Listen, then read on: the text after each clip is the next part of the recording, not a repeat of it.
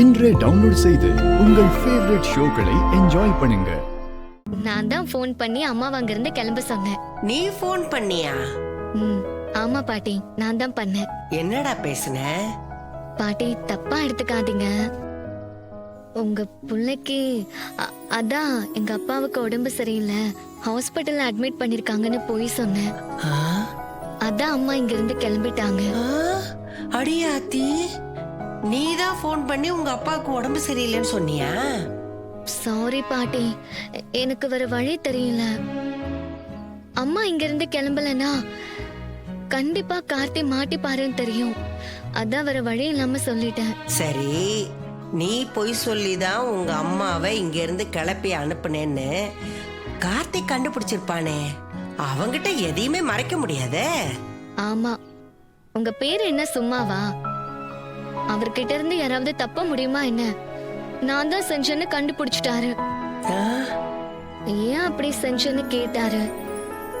அப்புறம் வேற வழி இல்லாம எனக்கு எல்லா உண்மையும் தெரியும், நீங்க தான் பாட்டியோட பேருங்கிற விஷயம் எனக்கு தெரியும்னு சொல்லிட்டேன்.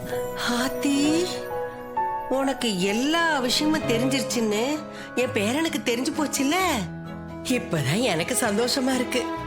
பாட்டி, இப்ப அதெல்லாம் முக்கியம் இல்ல.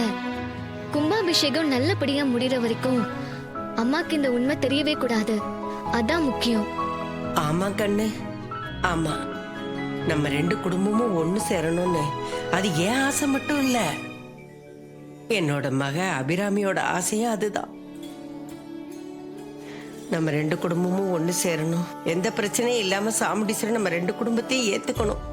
அதைத்தான் நான் கடவுள்கிட்ட வேண்டிக்கிறேன். கவலைப்படாதீங்க பாட்டி, கார்த்தி அதுக்காக தான் முயற்சி பண்ணிட்டு இருக்காரு. அவருக்கு நானும் உறுதுணையா இருப்பேன். கூடிய சீக்கிரம் நம்ம ரெண்டு குடும்பமும் ஒண்ணு சேரும், எல்லாரும் ஒரே குடும்பமா சந்தோஷமா இருப்போம். ஆமா கண்ணு, அப்படிதான் நடக்கும் நடக்கும். அந்த நம்பிக்கை எனக்கு இருக்கு.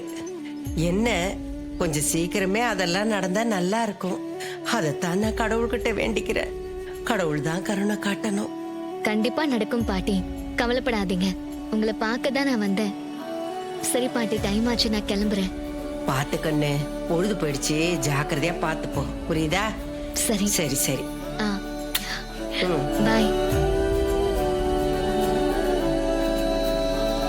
முருகா, எல்லா உண்மையும் கார்த்திக்கும் தெரிஞ்சு போச்சு, ரேவதிக்கு தெரிஞ்சு போச்சு. எங்க ரெண்டு குடும்பமும் சந்தோஷமா இருக்கணும். முருகா, அப்பனே